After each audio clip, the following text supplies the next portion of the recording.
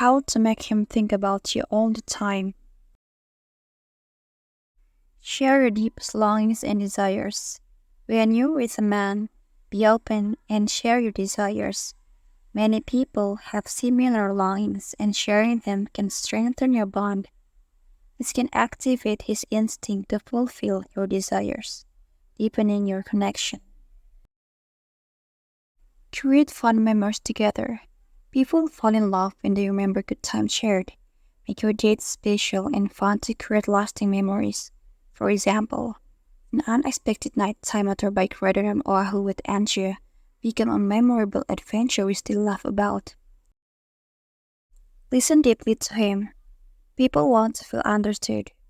Listen to your guy and ask about his desires and goals. He should talk 60 to 70% of the time while you listen and show empathy. This builds a strong connection and makes him think of you. Be feminine, playful, and fun. Tap into your feminine, playful energy for lasting chemistry and attraction. By embracing spontaneity and emotional openness, you create a magnetic connection that lingers. For example, spontaneous dances can spark desire, showcasing the power of feminine allure in fostering love and attraction.